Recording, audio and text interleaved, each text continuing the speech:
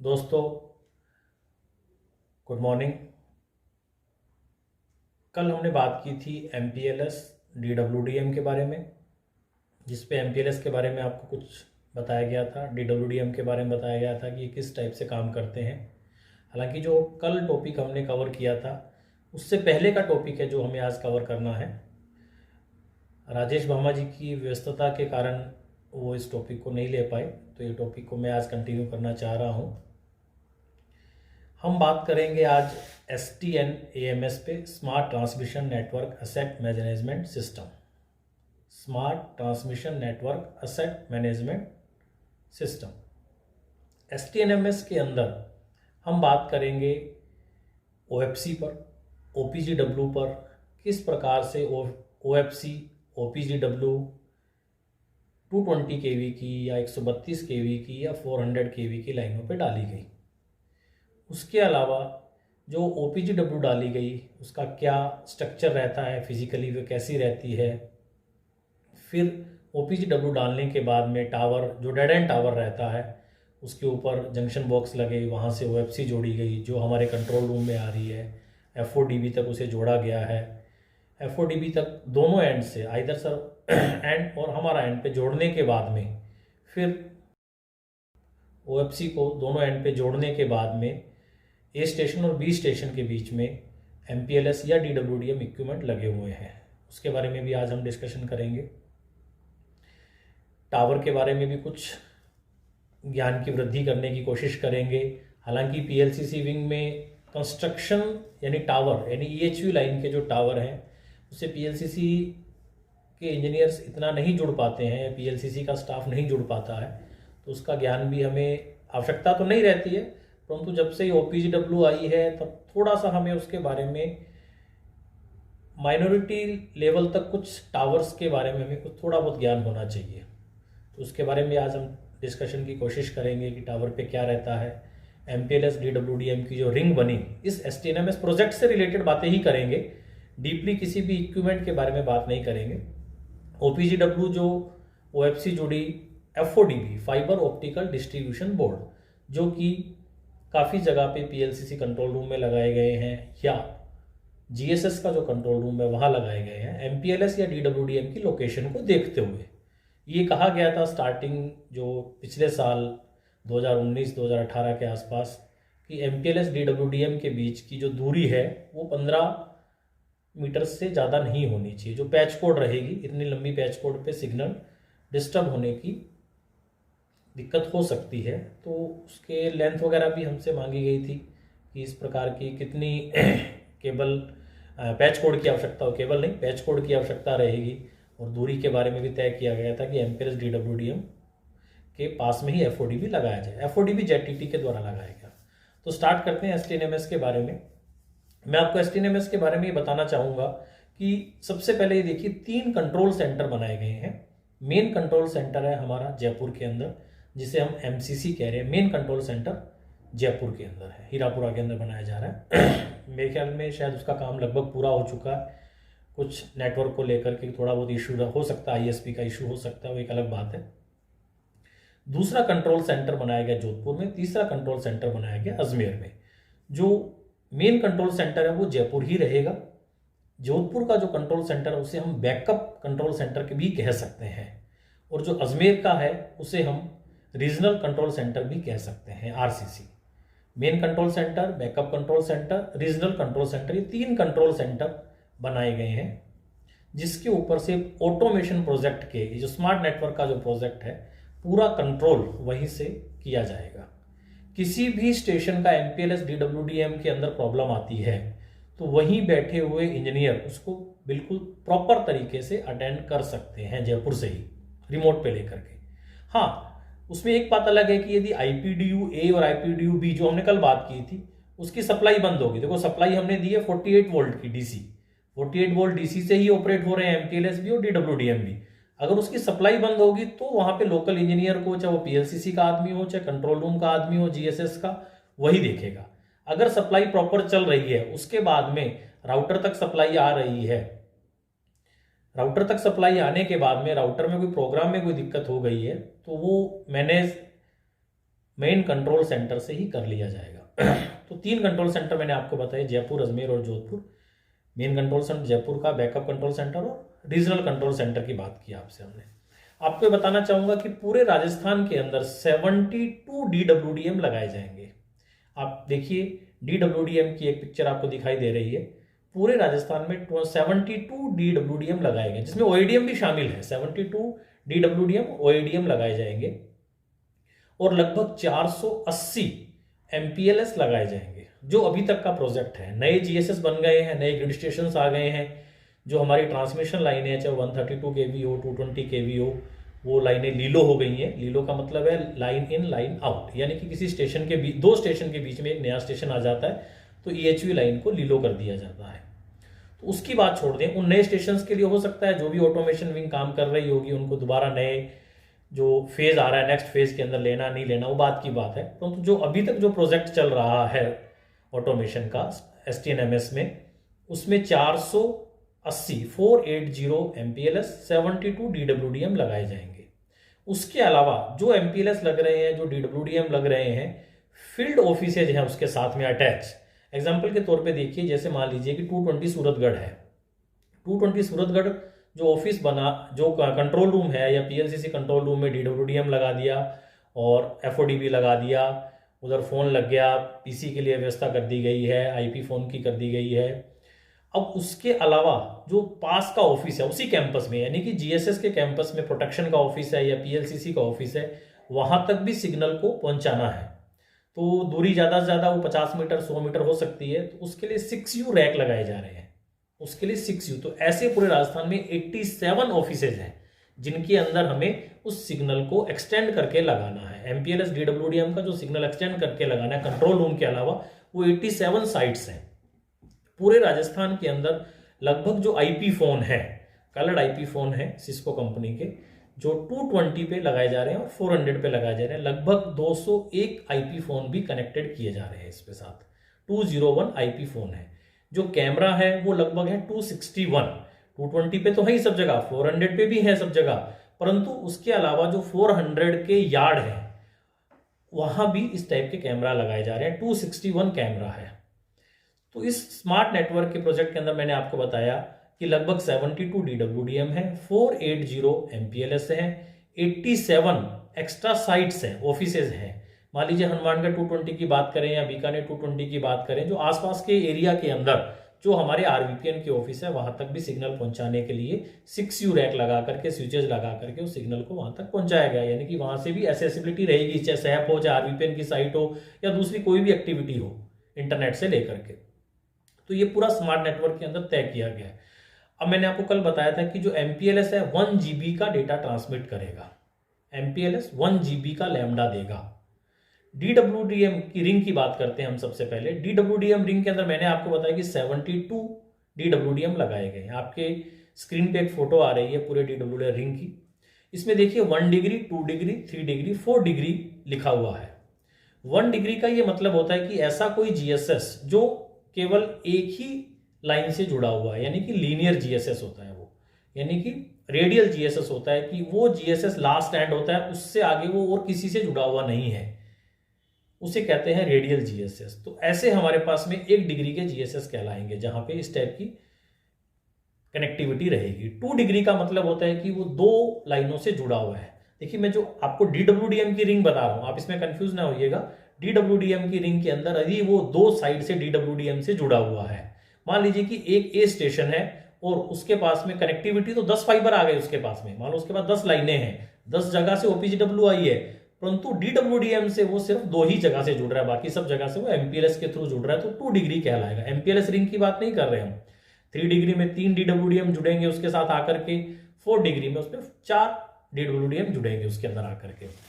सबसे पहले एग्जांपल लेते हैं, जैसे हमारे पास 4 डिग्री का। 4 डिग्री के मैंने आपको कल भी बताया था, 3 ही स्टेशन है पूरे राजस्थान में, बीकानेर, भीलवाड़ा और हीरापुरा। बीकानेर को 4 स्टेशन से जोड़ा गया है। बीकानेर वहां पे नंबर ऑफ लाइंस ज्यादा है, 220 की, 132 की, MPLS से जोड़े गए हैं। जो बीकानेर 220 पे जो DWDM लगा है वो बिल्कुल सही है कि वो दूसरे MPLS से जुड़ा हुआ है, परंतु जो भी DWDM से जुड़ा होगा उसकी डायरेक्ट कनेक्टिविटी इस DWDM से रहेगी। आप DWDM या OADM को एक ही बात माने, मैं अगर OADM लगा तो भी मैं उसको DWDM ही बोल रहा हूँ। मान के लिए चलिए कि बीकानेर से यदि बज्जू तक का रास्ता देखा जाता है, 132 केवी बज्जू एक स्टेशन है, 220 केवी बीकानेर एक स्टेशन है। 220 केवी बीकानेर 4 डिग्री का स्टेशन है। वो 4 जगह से जुड़ा हुआ है, नोखा से जुड़ा हुआ है, नोखा दैया से जुड़ा हुआ है, बज्जू से जुड़ा हुआ है और श्री डूंगरगढ़ से जुड़ा हुआ है। बीकानेर से बज्जू का जो पूरा रूट है 100 किलोमीटर के आसपास की लाइन है। 92 किलोमीटर की ये पूरी लाइन है। 92 किलोमीटर के अंदर यदि इसके अंदर 3 जगह पे इस लाइन को लीलो कर दिया गया है, परंतु बीच में सब जगह पे क्या MPLS लगे हुए हैं। बीकानेर से बज्जू के बीच में DWDM है, बीच के जो 3 स्टेशन है बीकानेर से बज्जू के बीच में उन पे MPLS लगा है, तो इसको इसीलिए 1 डिग्री बोला। उस MPLS से काउंटिंग नहीं कर रहे, हो सकता है किसी और स्टेशन से भी बीकानेर MPLS से जुड़ा हुआ होगा। ऐसे आप उदाहरण लेते हैं भीलवाड़ा का। भीलवाड़ा के अंदर भी चित्तौड़गढ़, मांडलगढ़, देवगढ़ और ब्यावर से जुड़ा हुआ है। 4 डिग्री का DWDM लगा हुआ है। तो ये चारों लाइनों से DWDM से ही जुड़े हुए हैं। तो इसका मतलब ये हुआ कि मांडलगढ़ हुआ, चित्तौड़गढ़ हुआ, देवगढ़ हुआ, ब्यावर हुआ, ये चारों ही GSS ऐसे हैं जिन पे OADM या DWDM लगे हुए हैं। इसी प्रकार हीरापुरा की बात करते हैं। हीरापुरा हमारा जुड़ा हुआ है, फागी से जुड़ा हुआ है, फुलेरा से जुड़ा हुआ है, कुकस से जुड़ा हुआ है, रिंगस से जुड़ा हुआ है। तो ये भी 4 डिग्री का हो गया। तो इन 4 डिग्री के जुड़ने के कारण इन 4 लाइन 4 DWDM इस एक सिंगल DWDM से जुड़ रहे हैं, तो इसलिए इसे 4 डिग्री कहा गया है। तो 4 डिग्री, 3 डिग्री, 2 डिग्री, 1 डिग्री में शायद किसी को कंफ्यूजन नहीं होना चाहिए। उसके अलावा मैंने आपको कहा कि लाइन लेंथ जो होती है उसके अकॉर्डिंग तय किया गया था। इनका एक जो सिस्को का एक टूल है, काफी कॉस्टली आइटम है, वो टूल इस स्मार्ट नेटवर्क प्रोजेक्ट में भी खरीदा गया है। ये टूल जो होता है यही तय करता है कि कहाँ DWDM लगना है, कहाँ MPLS लगना है, इस किस पोजीशन पे लगना चाहिए, किस स्टेशन पे लगना चाहिए, ये उसी के द्वारा तय होता है। यदि कोई लाइन की लेंथ बढ़ गई है तो DWDM लगाए जा रहे हैं, लाइन की लेंथ 40-50 किलोमीटर के अंदर अंदर है तो MPLS लगाए जा रहे हैं।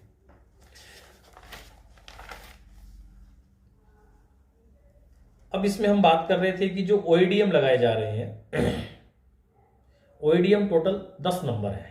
जो मैंने आपको बताया टोटल 72 DWDM बताए, उसमें सिर्फ 10 OADM है, बाकी सारे बचे हुए 62 DWDM लगाए जा रहे हैं। तो DWDM और OADM की यही पूरी फिलोसफी रहती लगाई गई है RVPN के अंदर, STNMS प्रोजेक्ट के अंदर। अब जो DWDM लगा दिया गया है, MPLS लगा दिए गए हैं, आपस में कनेक्टिविटी दे दी गई है। एक PC फोन 132 kV पे एक PC लगाया गया है, 220 पे एक फोन लगाया गया है, कैमरा लगाया गया है।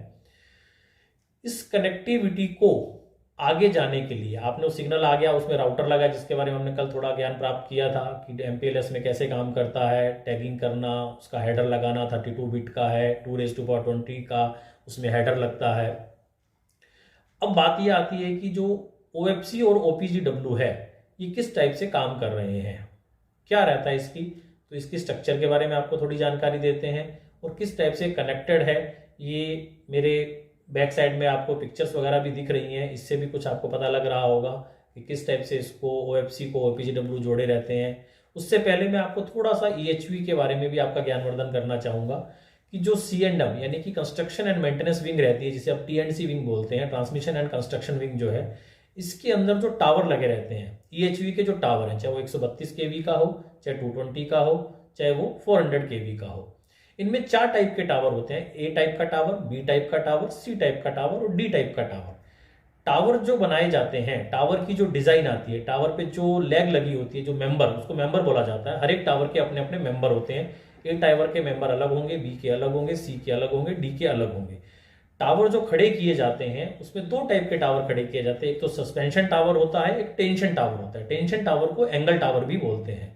सस्पेंशन टावर, सस्पेंशन का मतलब आप उसके वर्ड से ही निकालें। सस्पेंशन का मतलब ये होता है कि किसी भी, आप देखिए पीछे फोटो में दिख रहा है, सस्पेंशन का मतलब ये होता है कि उस टावर पे ज्यादा लोड नहीं होता, उस टावर ने ज्यादा टेंशन नहीं ले रखी है। सिर्फ जो कंडक्टर जा रहा है, R, Y, B फेज के जो 3 कंडक्टर जा रहे हैं, वो कंडक्टर सिंपल उस पर सस्पेंशन की फॉर्म में रहते हैं, ज्यादा उस पर पूरा वेट आने की स्थिति नहीं रहती है। अब जो टेंशन टावर होगा, जिसे हम एंगल टावर भी कहते हैं, टेंशन टावर का ये नियम होता है कि इसमें आप देखिए पीछे फोटो में दिख रहा है, टेंशन टावर में जो डिस्क लगी है जिसपे कंडक्टर डाला गया है, ये नीचे हैंगिंग ओवर टाइप में नहीं रहता, ये सीधा स्ट्रेट रहता है, जो कि उस कंडक्टर को खींच के रखता है, कहने का मतलब, इसलिए इसको कहा जाता है टेंशन टावर। अब मैं आपको A tower, B tower, C tower और डी टावर की बात कर रहा था। ए टावर ऐसे टावर होते हैं जो जिनके अंदर 0 से 2 डिग्री का एंगल बनता है, यानी कि जैसे कोई लाइन सीधी 10 किलोमीटर 15 किलोमीटर जा रही है, अगर कहीं 0 से 2 डिग्री उस लाइन को ट्विस्ट करना है, आप ये तो जानते होंगे कि कोई 33 केवी 11 केवी की लाइन तो है नहीं जहां भी आप 90 डिग्री पे मोड़ दो। इसमें एक नियम होता है कि किसी भी लाइन को 60 डिग्री से ज्यादा इसको हम ट्विस्ट नहीं कर सकते, लाइन को मोड़ करके दूसरी जगह नहीं लेके जा सकते। अगर लाइन 10 किलोमीटर सीधी चल रही है तो उसमें ए टावर ही लगाए जाते हैं जनरली। ए टावर का मतलब होता है कि उसका जो एंगल होता है वो 0 से 2 डिग्री हो सकता है। अब बी टाइप के टावर होते हैं, बी टाइप के टावर के अंदर 0 से 5 डिग्री यानी कि 7-8 डिग्री तक का जो एंगल होता है वो बी टाइप के टावर में रहता है। बी टाइप के टावर में 0 से 10 डिग्री या 15 डिग्री का एंगल भी बी टाइप के टावर में रहता है। सी डिग्री के जो सी एंगल रहते हैं, सी टाइप के एंगल रहते हैं, सी टाइप के टावर सी टाइप के जो टावर रहेंगे उसमें एंगल रहेगा 15 से 30 डिग्री का, और डी टाइप के जो एंगल होंगे उनमें रहता है 60 डिग्री तक का एंगल। हालांकि कई जगह पे हो सकता है आपको 60 डिग्री से ज्यादा के एंगल मिलेंगे, परंतु अभी जो आरवीपीएन के अंदर है पिछले 10-20 सालों में इतने ज्यादा एंगल से टावर खड़े नहीं किए जाते हैं, नहीं ऐसी कोई लाइनें बनाई जाती हैं। जब कोई लाइन बनाई जाती है, पहले क्या होता था कि लाइन सीधी सीधी चलती रहती, ज्यादा आरओडब्ल्यू नहीं आता था। आरओडब्ल्यू का मतलब होता है काम को किसी ऑब्जेक्शन आ जाते थे तो राइट ऑफ द वे होता है। वैसे तो राइट ऑफ द वे के अंदर क्या है कि अगर किसी की ढानी आ गई, किसी का घर आ गया, तो उस लाइन को स्ट्रेट ना ले जाके थोड़ा सा टर्न करना पड़ता है, तो 5 डिग्री 10 डिग्री जो मैंने आपको सी टावर डी टावर बताए हैं, तो उसी उसको सी टावर टी टावर डिजाइन करने पड़ते हैं। इसका पूरा सर्वे होता है, रूट सर्वे होता है, रफ सर्वे होता है, फिर फाइनल सर्वे होता है कि रास्ते में क्या ढानी आएगी, क्या नहर आएगी, क्या रेलवे लाइन आएगी। रेलवे के ऊपर उस टावर की हाइट को थोड़ा रेज किया जाता है, उसकी स्ट्रेंथ उसी हिसाब से डिसाइड की जाती है टावर की। तो मेरा मोटा उद्देश्य आपको टावर के बारे में बताना ये था कि इस टावर जितने रहते हैं सस्पेंशन और टेंशन टावर, क्योंकि अब ओपीजीडब्ल्यू का काम हो चुका है, पीएलसीसी का काम रिलेटेड नहीं है ओपीजीडब्ल्यू से आउटडोर में जाकर के, परंतु उस टावर के ऊपर कभी ओपीजीडब्ल्यू टूटेगी, कभी गिर जाएगी, या कोई ऐसी दिक्कत आएगी, काम नहीं करेगी, या स्प्लैशिंग खुल जाएगी। स्प्लैशिंग वर्ड हम सब लोगों ने सुना हुआ है, पर उसके बारे में आगे चर्चा करेंगे जब ओएफसी ओपीजीडब्ल्यू की बात आएगी। अगर वो स्प्लैशिंग खुल गई तो हो सकता है पीएलसीसी वाले बंदे को कहीं ना कहीं किसी स्टाफ को उसमें इन्वॉल्व होना पड़ सकता है। तो थोड़ा सा ज्ञान अगर एबीसीडी टावर का रहे हमें, एंगल के अकॉर्डिंग, टेंशन के अकॉर्डिंग, सस्पेंशन के अकॉर्डिंग, तो एक अच्छी बात है। अब जो हमारा डी टाइप का टावर है, इसमें हमेशा रखें कि जब हमारे यार्ड का जो लास्ट, जिसे हम डेड एंड टावर बोलते हैं, जब लाइन यार्ड में घुसती है, जब लाइन यार्ड के अंदर एंटर कर रही है, तो सबसे लास्ट का जो टावर होता है उसे डी टाइप का टावर कहा जाता है। डेड एंड टावर हमेशा डी टाइप का टावर होता। डी टाइप का टावर सबसे ज्यादा स्ट्रेंथन होती है। अब इसे क्यों होती है स्ट्रेंथन, इसके पीछे एक कारण है कि जो लास्ट टावर रहा वो पीछे से लाइन आ रही है, वहां से एंटर की, आप देख रहे हैं पिक्चर के अंदर, आपको फोटो में दिख रहा है कि अंदर आने के बाद में किसी टावर पे नहीं जाती है लाइन, सिंपल गैंट्री पे जाती है। तो सबसे ज्यादा जो लोड होता है, सबसे ज्यादा जो टेंशन होती है, सबसे ज्यादा जो लोड आना है वो डी टाइप के टावर यानी कि डेड एंड टावर पे आता है, इसलिए इसे डी टाइप का टावर ही बनाया जाता है। इसकी स्ट्रेंथन सबसे ज्यादा होती है, गैंट्री में एंटर करने के बाद में जो लोड है वो इस टावर पे रहेगा, क्योंकि खिंचाव पूरा इस टावर के ऊपर ही रहता है। अब हम बात करना चाह रहे हैं ओपीजीडब्ल्यू किस प्रकार से खींची गई। ओपीजीडब्ल्यू जो हमारे डेड एंड टावर से लेके दूसरे स्टेशन के डेड एंड टावर तक डाली गई है, वहां पे ऑलरेडी पहले से अर्थ वायर डला हुआ था, अर्थ वायर को हटा दिया गया और ओपीजीडब्ल्यू डाल दी गई। ओपीजीडब्ल्यू जो अर्थ वायर को रिमूव करके डाली गई है, इसका वर्क पूरा हमारे राजस्थान के अंदर जेटीटी के द्वारा किया गया था। आपको पीछे किलोमीटर दिखाए गए हैं, लगभग इतने किलोमीटर राजस्थान में ओपीजीडब्ल्यू डाली गई है। कहा कुछ चल रहे हैं, बहुत कम है, कोविड के कारण पिछले साल में काम थोड़ा सा स्लो हो गया था। तो ये ओपीजीडब्ल्यू जो डाली गई, इसमें क्या रहता है कि जैसे मान लीजिए 3 किलोमीटर का ड्रम आता है ओपीजीडब्ल्यू का लगभग, या 4 किलोमीटर का ड्रम है, तो इसमें ये वो लोग डिसाइड करते हैं कि लाइन आपकी टेंशन है या लाइन आपकी सस्पेंशन है, यानी कि सस्पेंशन लाइन है या एंगल टावर है। यदि एंगल टावर होता है 2 से 3 किलोमीटर के बाद में, अगर हमारी लाइन सीधी सस्पेंशन पे चल रही है तो 2 से 3 किलोमीटर के बाद में वो उसका जो पीक, आप एक चीज का विशेष ध्यान रखिएगा, किसी भी टावर का जो सबसे कमजोर पॉइंट होता है, किसी भी टावर का, ईएचवी लाइन का कोई भी टावर हो, उसका सबसे जो कमजोर पॉइंट होता है वो उसका पीक होता है, उसमें सबसे कम स्ट्रेंथन होती है, सबसे वीक पॉइंट उसका पीक होता है। तो उस पॉइंट के ऊपर जो हमारी ओपीजीडब्ल्यू डाली गई है, सस्पेंशन टावर और टेंशन टावर के पीक की जो स्ट्रक्चर होती है वो अलग अलग होती है। सस्पेंशन टावर का अलग रहता है और टेंशन टावर का अलग होता है। सस्पेंशन टावर के अंदर क्या एक सिंपल पाथ लगाया जाता है जिसमें केबल जो ओपीजीडब्ल्यू उसको डाल दिया गया और वहां पे उसको आगे पास कर दिया गया, परंतु टेंशन टावर पे ऐसा सिस्टम नहीं होता। टेंशन टावर पे एक रोड लगी रहती है, एक डी टाइप का क्लैंप लगा रहता है। उस डी क्लैंप पे एक्चुअली उसको क्या यू टर्न का क्लैंप होता है, उसको डी क्लैंप भी बोलते हैं, वो डी क्लैंप लगा रहता है। तो कहने का मतलब ये कि जो अभी जेटीटी के द्वारा उसकी वेरियस जो एजेंसीज थी उनके द्वारा जो ओपीजीडब्ल्यू डाला गया, तो 2 से 3 किलोमीटर के बाद में, क्योंकि ओपीजीडब्ल्यू का भी अपना वेट है, तो उस वेट के कारण उसकी पीक नीचे ना आ जाए, पीक उसकी मुड़ ना जाए, बैंड ना हो जाए, तो उन्होंने क्या किया कि भले सस्पेंशन टावर है परंतु फिर भी उन्होंने उस पीक को टेंशन टावर बनाने की कोशिश की। सिर्फ पीक को, पूरा टावर तो देखो पॉसिबल नहीं था, पर उन्होंने टेंशन टावर ऊपर बनाने की कोशिश की। उस डी क्लैंप वहां उन्होंने लगाए, डी क्लैंप लगाने से उसको प्रॉपर टेंशन में केबल की पूरी टेंशन वहां पे एक ही जगह पे सेंट्रलाइज कर दी गई, ताकि क्या आगे के टावर पे जाके उसको किसी प्रकार की टेंशन ना हो या किसी पीक के बैंड होने का डर ना रहे। अभी हमने बात की सस्पेंशन टावर की, टेंशन टावर की, एबीसीडी टावर के बारे में थोड़ा सा आपको मैंने बताया। अब हम बात करते हैं कि पूरी ओपीजीडब्ल्यू डल गई। ओपीजीडब्ल्यू डलने के बाद में जो डेड एंड टावर है उसके ऊपर एक जंक्शन बॉक्स लगा गया है। उस जंक्शन बॉक्स के अंदर एक साइड में ओपीजीडब्ल्यू लगाई गई है, दूसरी साइड में ओएफसी लगाई गई है। ओएफसी का मतलब ऑप्टिकल फाइबर केबल, जो केबल एचडीपीई पाइप में डाल करके हमारे कंट्रोल रूम तक आ रही है, जहां पे F4DB लगा हुआ है, फाइबर ऑप्टिकल डिस्ट्रीब्यूशन बोर्ड लगा हुआ है। फाइबर ऑप्टिकल डिस्ट्रीब्यूशन बोर्ड भी जेटीटी द्वारा लगाए गए हैं, जिसमें 2 रैक हैं 12-12 की, 12 एक में 12 दूसरे में, यानी कि इसमें पॉइंट दिए हुए फाइबर के 24 फाइबर जो डाले जा रहे हैं। ओपीजीडब्ल्यू में 24 फाइबर डाले गए हैं, तो इसमें 24 के हिसाब से 12-12 की 2 रैक हैं। अब वो F4DB डिपेंड करता है आपके जो GSS है कि वहां पे हमें 3 फाइबर आ रहे हैं तो मान के चलें कि 24x3 होगा, 2 फाइबर ही आ रहे हैं तो 24x2 होगा, यदि उसमें 4 आ रहे हैं तो 24x4 होगा। उससे ज्यादा है तो F4DB अभी जो लगाए गए वो 96 के लगाए गए हैं। अगर आवश्यकता है, अगर आप 96 से भी ज्यादा यानी कि 4 फाइबर से भी ज्यादा अगर वहां पे ओपीजीडब्ल्यू आ रही है, फाइबर आ रही है, तो उसके लिए दूसरा F4DB लगाए। कुछ स्टेशन ऐसे जहां 2-2 F4DB भी लगाए गए हैं। तो F4DB से जो फाइबर जोड़ी गई, OFC जोड़ी गई है, F4DB के फाइबर के सामने जो कनेक्टर है, वही जो कल बात की थी हमने, LC टाइप का, SC टाइप के कनेक्टर है जेटीटी ने प्रोवाइड किए हैं। जो अब बात करते हैं कि एक एंड से दूसरे एंड पे फाइबर तो लगा दी गई है, यानी ओपीजीडब्ल्यू भी लग गया, जंक्शन बॉक्स भी बीच में लग गया और फाइबर भी हमारे कंट्रोल रूम तक F4DB तक पहुंच गई। जो ऊपर ओपीजीडब्ल्यू डाला गया अर्थ वायर की तरह, उनको भी आपस में जोड़ा गया है। यानी कि अगर मान लीजिए एक लाइन, अगर मान लो एक स्टेशन से 20 स्टेशन के बीच 40 किलोमीटर का ओपीजीडब्ल्यू तो नहीं आ रहा, तो उनको भी आपस में जोड़ा जा रहा है कहीं ना कहीं, जो उसके बीच के टुकड़े थे, मानो 3 किलोमीटर के बाद जोड़ा, 2 किलोमीटर के बाद जोड़ा।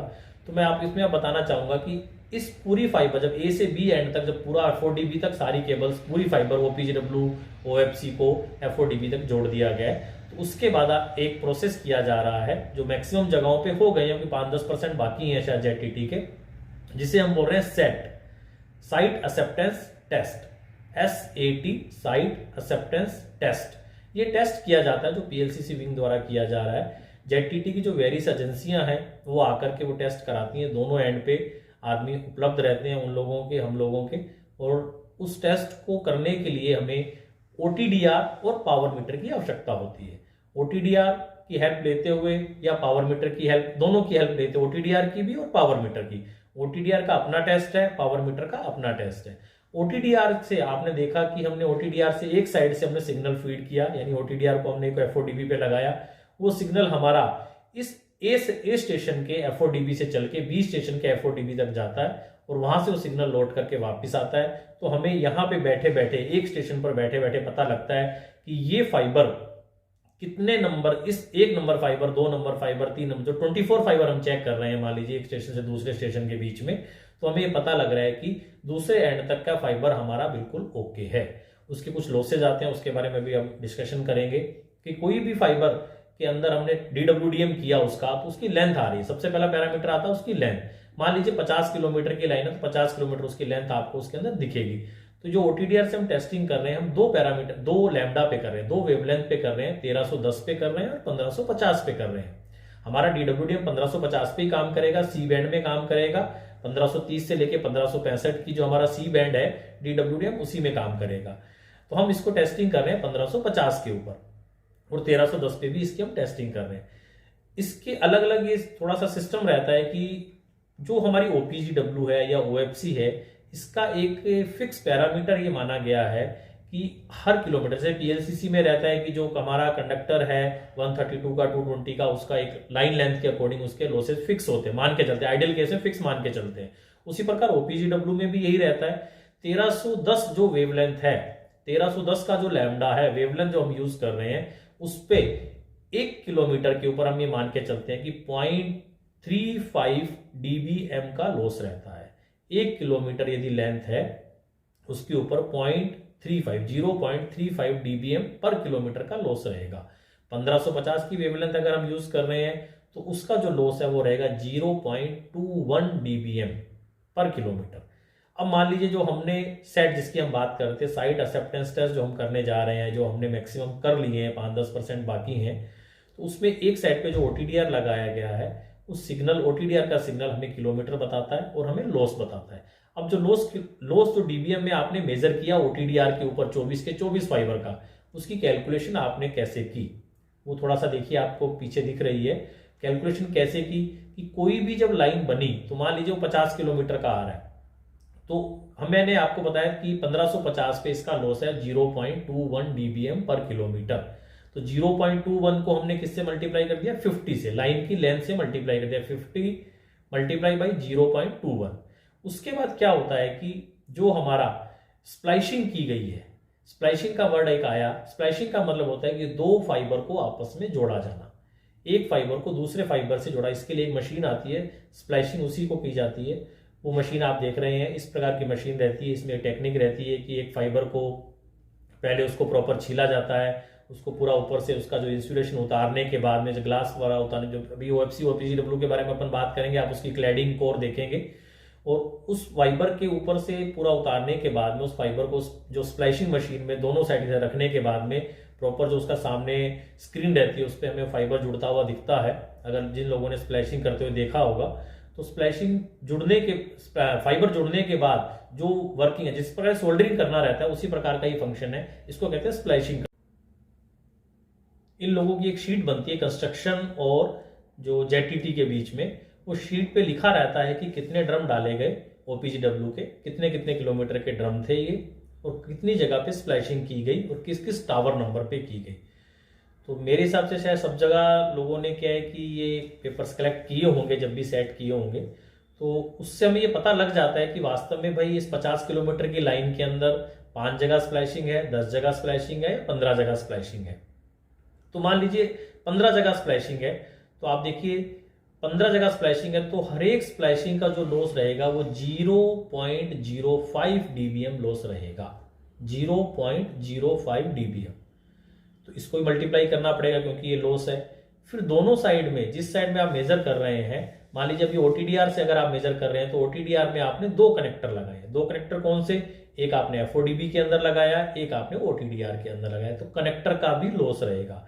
एक कनेक्टर का जो लॉस रहता है वो रहता है आधा dB, यानी 0.5 dBm। तो इन सबको एडिशन करेंगे तो 50 इंटू 0.21 प्लस 15 अगर स्प्लैशिंग की गई, 15 इंटू 0.05 प्लस 2 इंटू 0.5 आधा dB। इन सबको ऐड करने के बाद में जो भी फिगर आता है, अब जो हम मेजरमेंट कर रहे हैं OTDR से, वो इसके अंदर अंदर ही आना चाहिए। अगर मान लीजिए पूरी मल्टीप्लिकेशन करने के बाद में ये आता है 50 किलोमीटर की लाइन पे, मान लीजिए 10 dBm का लॉस आ गया कि 10 dBm लॉस इस पे होना चाहिए। अगर आपके OTDR से जो OTDR से जो मेजरमेंट आप कर रहे हैं वो 8 पॉइंट समथिंग 9 पॉइंट समथिंग आ रहा है तो अच्छी बात है। अगर 10 से क्रॉस कर गया, अगर 10 से ज़्यादा आ रहा है तो मान के चले कहीं ना कहीं स्प्लैशिंग में प्रॉब्लम है, स्प्लैशिंग प्रॉपर नहीं की गई है, OTDR नहीं लगा, या FODB के अंदर भी जो स्प्लैशिंग की जा रही है OFC की, वो भी प्रॉपर नहीं की गई है। तो हमें उसको वहां से कटवा करके हटा करके दोबारा देख लिया गया है। बता रहे हैं कि 90% से ज़्यादा तो सेट हो चुके हैं, देख लिया। मतलब मैं इस चीज़ को आपको आगे के लिए बता रहा हूँ कि आगे कभी हो सकता है 1-2 साल में प्रॉब्लम आएगी, तो हो सकता है FODB तक ये काम हमें ही पीएलसीसी विंग को ही करना पड़े, तो हमें इस बारे में थोड़ा सा जानकारी रहेगी तो इजी रहेगा। हालांकि जब आदमी हाथ से काम करेगा तभी उसको प्रैक्टिकली पता लगेगा, ट्रेनिंग से या बताने से उसको नहीं पता लगेगा। जब लॉस आता है, थिनर का भी यूज़ किया जाता है क्योंकि उसमें डस्ट का पार्टिकल कोई चला गया जिसके कारण भी लॉस होता है और वो प्रॉपर सिग्नल हमें नहीं मिल पाता है या ओटीडीआर प्रॉपर नहीं हो पाता है। तो बात कुल मिला के ये थी कि जो ओटीडीआर किया जा रहा है उसमें लॉस की कैलकुलेशन इस टाइप से की जा रही है। अब उसके बाद ओटीडीआर करने के बाद में हम करते हैं पावर मीटर से। पावर मीटर करने के पीछे क्या फंडा रहता है वो भी आपको बताते हैं। हालांकि सब जगह कर लिया गया है, पावर मीटर कर तो लिया, परंतु ये नहीं पता लगता कि क्यों किया गया। पावर मीटर से ये किया जाता है कि मान लीजिए कि आपके इधर के जो फाइबर हैं 1 से लेकर के 24 तक और उधर भी फाइबर 1 से 24 तक हैं। बीच में जब उसने ओटीडीआर तो हमने कर लिया सक्सेसफुली 24 के 24 फाइबर का, परंतु मान लीजिए कि बीच के किसी टावर पर या एफओडीबी पर, इस एंड के एफओडीबी पर या दूसरे एंड के एफओडीबी पर 17 नंबर फाइबर 18 पे जुड़ गया और 18 नंबर फाइबर 17 पे जुड़ गया, तो ओटीडीआर के अंदर आपको इस चीज का पता नहीं चलेगा क्योंकि लेंथ तो बराबर आ रही है सबके अंदर 50 किलोमीटर जो आपने मेजर की है। परंतु जब आप पावर फीड करेंगे, एक एंड से आपने पावर फीड की, दूसरे एंड से आपने पावर मेजर की, तब आपको ये पता लग जाएगा। क्योंकि दोनों एंड पे आदमी उस समय जब हम सेट करवा रहे हैं, दोनों एंड पे हमारा आदमी अवेलेबल है। आपने इधर से मान लीजिए कोई लेवल फीड किया, उसको भी आपने देखा होगा कि एक रेफरेंस लेवल पहले लिए जाते हैं कि हम इधर से क्या लेवल फीड करेंगे। मान लीजिए आपने इधर से 3 dBm का लेवल फीड किया या 4 dBm का लेवल फीड किया, जो पावर मीटर और से मेजर कर लिया, इधर पावर मीटर से फीड कर रहे हैं लेवल, उसको मेजर कर लिया आपने एक बार, तो उस एंड पे दूसरा मीटर से हम उसको वापिस लेवल देख रहे हैं।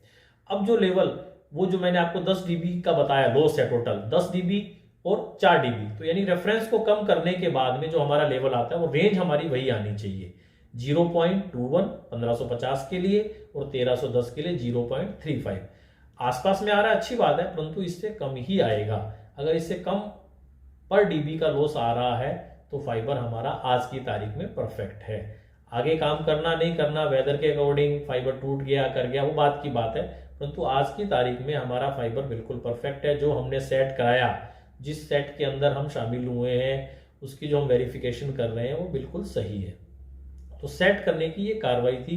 एफओडीबी से एफओडीबी तक हमारा पूरा फाइबर तैयार हो गया।